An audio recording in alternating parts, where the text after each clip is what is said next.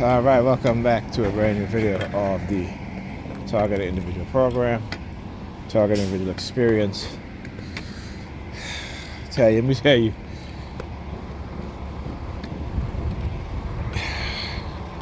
black people, I should say not black people, Negropeans, they will see a black woman coming on the bus with a child, they would not give up their seat, right? If I'm sitting down, I see a pregnant woman coming, could be any, whether she's black, white, Arab, Hispanic, what have you, always get up and give them my seat. And here's the thing to you have women who is in their 30s, 20s, they will let a pregnant woman stand up on the bus, or if she has a young child in her hands, and would not get up to give that woman who was pregnant or have a small child their seat. And I observe this and I'm just like, how we treat each other is definitely a reflection of what we think about ourselves and what we feel about ourselves, right? And particularly when it comes to certain situations. And I have to really shake my head. I got on the bus and you have two women sitting down, one on each side of the bus. Both have their bags, right, in the middle seat. Won't even pick their bag or move their bag so that I can sit. And I'm like, okay, whatever. I know the narrative. They think I hate black women, which I don't. So, it's like I said, they have conditioned black women to where if we try to hold them accountable, they think that, well, the first thing that comes out of their mind is like, or you must hate your mama. It's funny because, when they hold us accountable, we as men, as black men, right, we don't say, you must hate your daddy. We don't say those things. So I want you guys to listen to the language in which black women use, Negropean women use against to black men, right? And see if black men use that same language back, because we don't. Black men, we understand what's going on for the most part.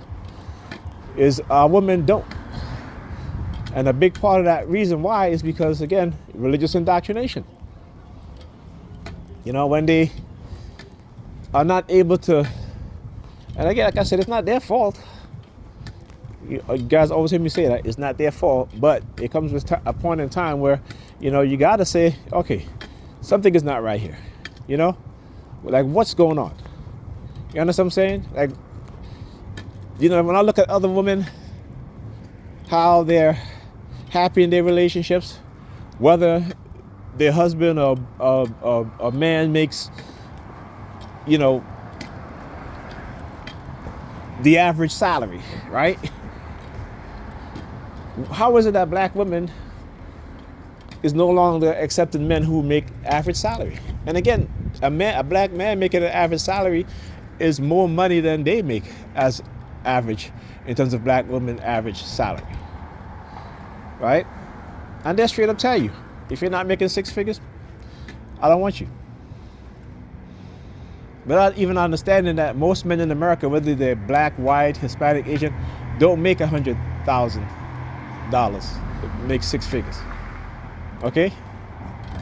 So the disconnect and how they're being conditioned, how their mindset is being conditioned, and what bothers me is that no one is,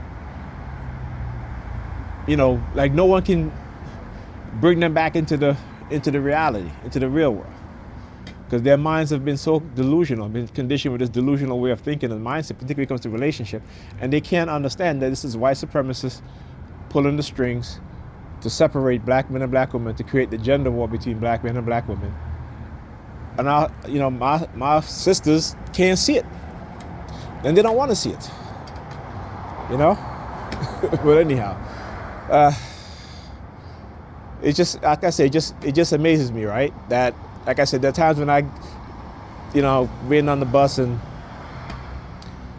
you know, you know, so it's elderly black women, and I'm like, go ahead, ma'am, you know, and they're like arguing with me. No, you go. I'm like, you know, it's like they have been taught to read. Even particularly these young women that I want a man who's good, who's chivalry. They don't want that. They don't want that.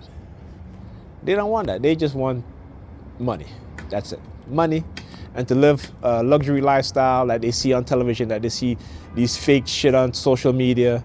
That's what the lifestyle they want to live, right? When the vast majority of men is not making that kind of money to afford them that kind of lifestyle. This is why you see they become options number 2, 3, and 4 for the very few men who make that amount of money, right? But they can't see the fact that that's what you become, and they accept that, right? Every once in a while they go on a trip. That's fine by them. Instead of having somebody that they can build with, they can trust, they can lean on, vice versa. You know, they don't want that. You know, we're the only group of people in America who, particularly our women, who think like that. All right? And to let you guys understand that this is programming. This is psychological manipulation. This is menticide. That's what that is. I'll talk to you guys in the next video.